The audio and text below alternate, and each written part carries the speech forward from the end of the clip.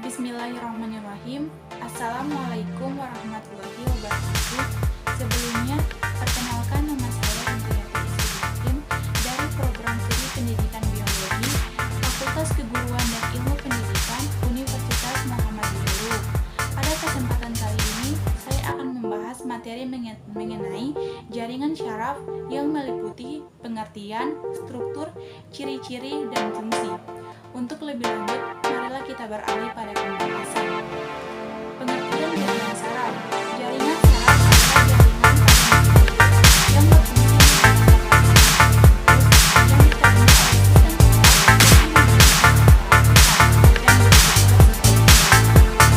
pada hewan tinggi dan manusia. Saraf diklasifikasikan menjadi dua, yaitu sistem saraf pusat atau sumsum tulang belakang dan otak, dan sistem saraf tepi. Segala tindak tanduk hewan dan manusia akan melalui sistem saraf otak. Otak akan berpikir dan membereskan semua aktivitas ciri-ciri sel saraf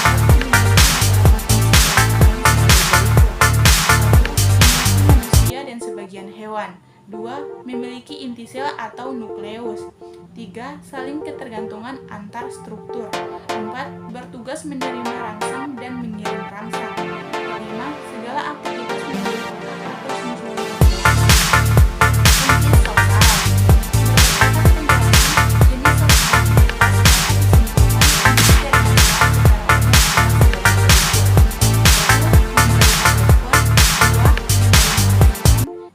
mengolah rangsangan. Jenis-jenis sel saraf. Sel saraf terbagi menjadi beberapa jenis antara lain sebagai berikut. Sel saraf sensorik atau neuron sensorik. Sel saraf sensorik adalah sel saraf yang berfungsi menyambung dari penerimaan sel saraf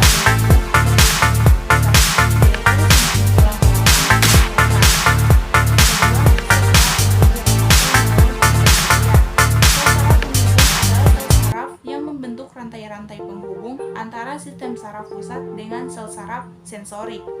Yang ketiga, sel saraf motorik atau neuron motor. Sel saraf motorik adalah sel saraf yang berfungsi mengirimkan rangsangan berupa perintah dari sistem saraf pusat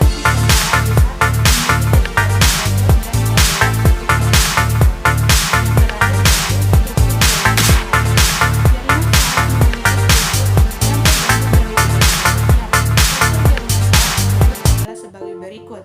1. Inti sel atau nukleus.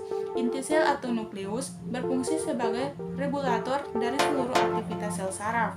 Inti sel berada di dalam badan sel dan mengambang di antara sitoplasma.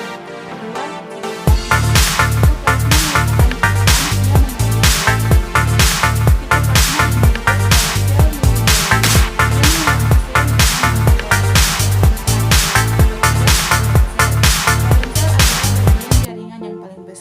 Badan sel merupakan tempat terletaknya nukleus. Badan ini berfungsi sebagai penerima rangsangan dari sitoplasma bercabang menuju akson.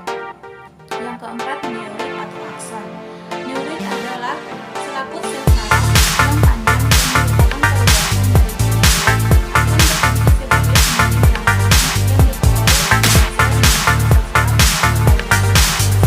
pengirim rangsangan yang diperoleh oleh sel berbahan lemak yang melindungi akson dari kerusakan. Yang kelima, sel Schwann. Sel Schwann adalah sel penyosong akson dan berfungsi menyediakan suplai makanan bagi metabolisme akson yang membantu regenerasi.